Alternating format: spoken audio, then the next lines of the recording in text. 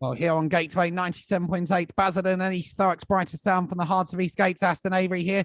Stephen Smith joins me. And now, Stephen, we're going to be joined by dating expert, TV dating expert herself, Lady Nadia Essex joins us right now. So, Nadia, pleasure. Oh, your face lights up a room. I always love seeing you. You always cheer me up to see that lovely face of yours. Oh my God, I just saw you waving your flag. Yes, Pride Month, so we're celebrating a bit of Pride and getting dating advice. So, Nadia, I have to ask this. You're a mum now when doing podcasts. Is that easier than setting up celebrities like you've done on Celebs Go Dating? Absolutely not. Working with celebs is a breeze in comparison to motherhood, trust me. But you look as you're embracing it really well. You look... I'm so tired. I'm still not sleeping. He's still not sleeping through the night. So I'm literally still just like trying to keep my eyes awake. Listen, we want some dating advice from you, which is one of the reasons you're on. So I'm 60 now. I just turned 60. What, last week was it, Aston? Yeah, it was something like that. Too late as a gay man to get a date at 60. Never. Wow. I mean, look at you, darling. You're fabulous. Do you think it's still all right to go out there and have a go, or should I get a cat? Oh my God, yeah. No, like one of my very first coaching clients was 59. Yeah. And yeah, we worked together, and she got married. She met someone and got married at 63. Wow. And is now happier than she was married for 25 years. She had 3 grown-up kids. But she's like, I've now met my soulmate. Oh, that's amazing. Wow. Yeah, so it's totally possible. There's no such thing as too late. Like, as long as you're breathing, darling, you can do it. What are you looking for in a man? Breathing. It's a good start. Yeah, it is a good start indeed. And you mentioned the LGBT side here, Nadia, and Stephen's age. What about myself? That's and people who live with autism and are on the spectrum. Is there hope there as well for them?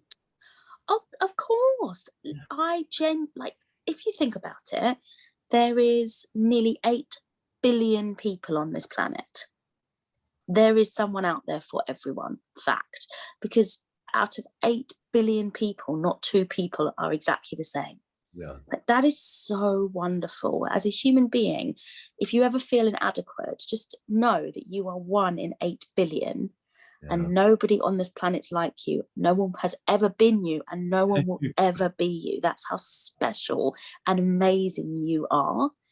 So yeah, of course, there's love is possible for every single person. Oh, well, what do you think the common mistakes people make in dating? I think 2 things. I think people have low confidence. And so they settle for partners that are not nice or correct sometimes.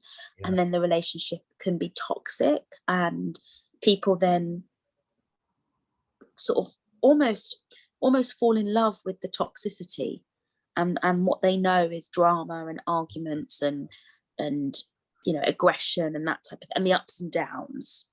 Nadia, I've seen it so many times with people that go into relationships that are toxic. They come from a family that are toxic, and they kind of, even though they don't realize it, repeat it. Do you find that? Yeah, definitely. I think people, if you've grown up and you have only seen love be dysfunctional, then that is all. You've got nothing else to compare it to. So of course you're going to think that a dysfunctional relationship is love, because all those movies and those fairy tales where people are happy and live happily ever after, that's a fairy tale, that's a movie. Love is dysfunctional and toxic and loud. And so yeah, it's if you've had any kind of trauma, childhood trauma or any sort of trauma, lots of people are becoming aware that they've perhaps dated narcissists in the past. And so that's, you know, that can be really traumatic once you break free from a narcissist and then realize, whoa, like I lost myself. You lose yourself as a human because they just chip away at you. And so that can be, so working on yourself so that you have good self-confidence is great. Yeah. And then the second thing is just dating with hope in your heart, because the minute you turn a little bit bitter or sour or get fed up of dating or hate the dating process, you're going to find it really difficult, because it's the journey, you know, and it should be so fun and it should be so exciting, because you're gonna, even if the date doesn't work out, you are literally sitting in front of another human being who you know has passions and interests and things that insecurities as well, and you forget that, don't you? I think sometimes you're making it about yourself. I mean, whenever I go on a date, I think, oh my god, I should be doing this, and I'm feeling ill in the stomach. And then when I get there, I usually quite enjoy it, but it's hard, isn't it? Isn't it really? There's a difference, and there is a complete difference. Like, I think everybody has insecurities. It's a normal human trait. That's normal, but it's not normal to be insecure. So if you feel, you know, if you feel nervous or a bit anxious and a bit like, oh, normal. Yeah. If you feel like you're not worthy, you're not good enough, that you're, you know, you're just, you know, a piece of poop on the shoe, then that's insecure, and that's what you need to work on. Okay, yeah, indeed. And I have to say here, Nadia, this comes out quite a lot there on this front. Is like sleeping with someone, especially on a first date. So should anyone sleep with someone, especially if they're on a first date? No. I really, really, really, and I know I get so much criticism when I say that, because people are like, oh my God, we live in like 2021, like equality and blah, blah, blah. I don't care. Like, no, because there is still, I think I did a survey on my Instagram, and I think it was like 53,000 people answered the question, would you respect someone less if you slept with them on a first date? 40% of people still said that they would respect them less. Yeah. Okay. So we are moving into a time when people are becoming much more emotionally mature, and sex isn't this kind of like, oh, she's easy, or oh, he's this or he's that.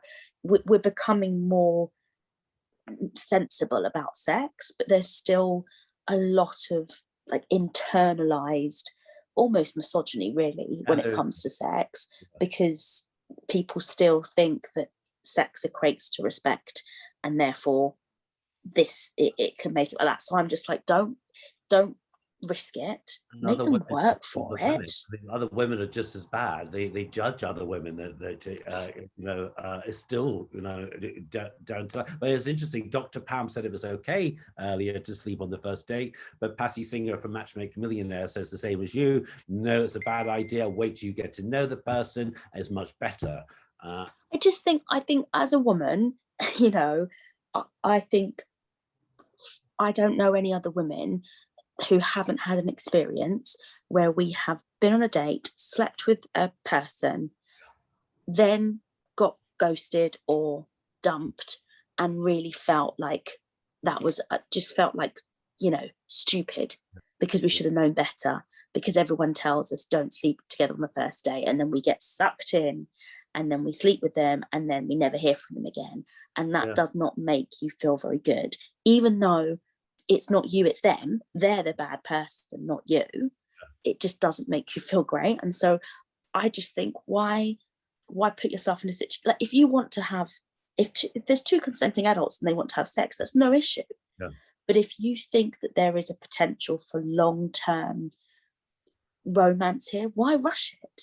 Yeah. Like, why rush the whole thing? Like, just hold back a little bit. Like, you're 1 in 8 billion. You don't want to be giving that away for like to every Tom, Dick and Harry. Like, make work for it, honey. I know women that enjoy having one night stands, and that's great. But I think if you're looking for something long term, I agree with you. And I wouldn't judge someone having a one night stand. No. I think it's great. Men do it. Women should be able to do it as well, especially in this day and age. Agreed. This is slightly off topic. Tell us about Celebrity Coach Trip, because we're both such huge fans. Oh, yeah. My God, that feels like a lifetime ago. Celebrity. That was oh my God, yeah, that was a good few years ago now. I was on a team with Bobby from Towie. Love Bobby. He's amazing. We had the best time. It was so much fun. We didn't know where you don't know where the destination is until you get on and start filming. And then literally they said that the destination of the coach was Benidorm. And listen, my grandparents holidayed in Benidorm every single year. They loved it. But I was like, this is Celebrity Coach Trip. We're going to be going to like Italy, maybe Sardinia, somewhere fabulous. And then literally they were like, Benidorm. And I was like, oh. It's a bit anticlimactic, I'm not going to lie. But then the only thing that I wanted to stay on Coach Trip for is to see who's the famous person in Benidorm that pops a ping pong out. Oh no, I'm not sure. It's not Dirty Debbie, is it? It's there's one in Thailand that does that. I didn't know there was one in Benidorm. There is somebody really, really famous in Benidorm, and I think she's retired now, and so she's taught her daughter the act. And I can't remember. It's some. Pardon? I have heard of the name, but I just can't think who it is. So I can't think. It's on the tip of my tongue. I'm gonna quickly Google it. Benidorm. What do you Google? That's the question. Anyway, that's a good question. Look it up afterwards. So, Nadia, obviously, a load of people. Vicky. Oh, Vicky. Yeah. Sorry. That's fine.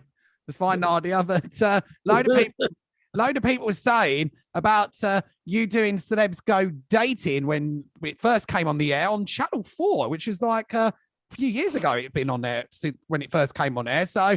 So a lot of people saying, come back and do a dating show as you're the best. Have you any plans to do one? Oh, that's very kind. First of all, thank you to everybody that said that. That's so kind. Definitely, yeah. I am recording a pilot on Thursday. So hopefully, doing a new dating concept. I want to work with some big influencers from TikTok. Yeah.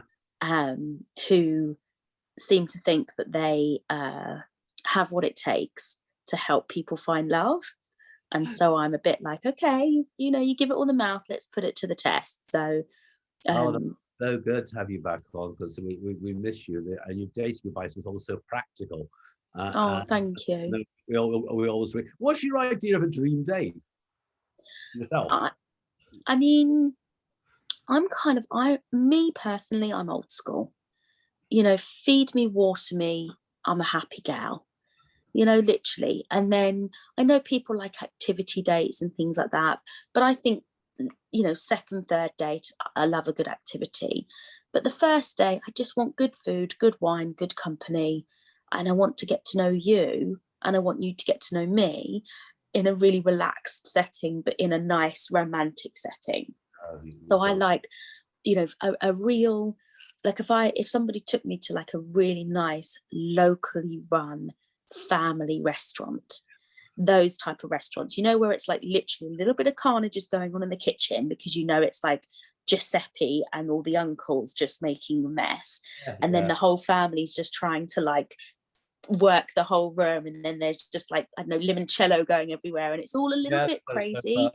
But it's just the vibe. Everyone's having a good time. You feel like family, like those type of local restaurants. The food's fabulous. The vibe is good. But that to me is like the perfect date. Yeah, I mean, I can't understand people that go on cinema dates for the first one, because I'd be dying to talk during a Of course. I mean, like, it's the worst possible date. You cannot speak. And if the movie is rubbish, well, then the date sucks. Like, can you imagine? You've just wasted like 2 hours of your life. It's just a bit of a cop out as well, isn't it? You know, we're supposed to some of the time, and an activity day. Aston, can you imagine the things that could go wrong? Oh, yeah, on an activity day, I can imagine if it goes wrong, but that's something that we don't want to see on an activity day. But I have done a cinema date, and luckily it was a film called Stardust when it was out at the time in 2007. Oh, Stardust. Michelle Pfeiffer in it. Yeah, I love that. Yeah, I went on my own to see that. Nice. So that More people should go to the cinema by themselves. Yeah, exactly.